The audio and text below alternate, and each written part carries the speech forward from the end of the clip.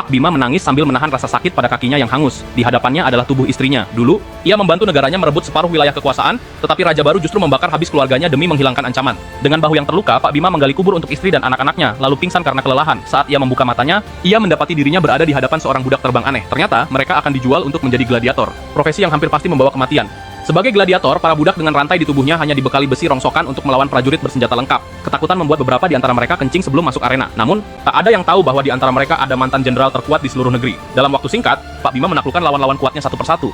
Karena penampilannya yang luar biasa, ia dipanggil oleh pemiliknya. Sang pemilik berkata bahwa jika ia membunuh cukup banyak lawan, ia bisa mendapat audiensi dengan raja dan mungkin kembali bebas. Mendengar itu, Pak Bima menerima baju zirahnya dengan mata penuh tekad. Akhirnya, kesempatan untuk balas dendam pun tiba.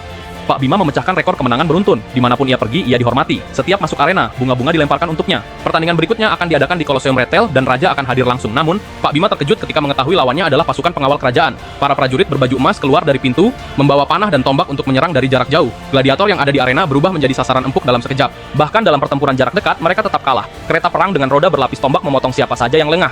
Namun, pengalaman Pak Bima di medan perang membuatnya cepat berpikir. Ia memimpin gladiator lainnya untuk bertahan dalam formasi. Saat kereta mendekat, mereka mengangkat roda kereta hingga terjungkal. Situasi pun berbalik. Beberapa kereta terbalik, beberapa lainnya kacau karena rute yang terganggu. Bahkan ada yang mencoba melarikan diri hanya untuk terjebak di pagar arena. Akhirnya, Pak Bima menaiki kuda putih dan memotong kereta terakhir dengan tangannya sendiri.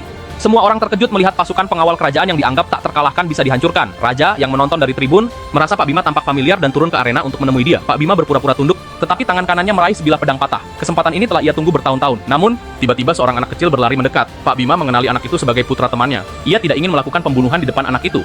Raja yang tidak menyadari situasi tersebut terus mendesak. Akhirnya Pak Bima melepas helmnya dan mengungkapkan identitasnya. Di hadapan ribuan penonton, ia meneriakkan semua kejahatan raja, termasuk bagaimana ia membunuh ayahnya sendiri untuk merebut takhta. Pasukan pengawal segera mengepung Pak Bima, tetapi di negeri yang menjunjung tinggi kekuatan, pemenang selalu dihormati. Penonton mulai bersorak meminta agar Pak Bima dibiarkan hidup. Tekanan massa memaksa raja untuk membebaskannya. Saat Pak Bima meninggalkan arena, namanya terus bergema di seluruh Kolosseum. Hal ini membakar amarah raja. Dalam pertandingan berikutnya, raja memutuskan untuk memanggil gladiator terkuat dari seluruh federasi.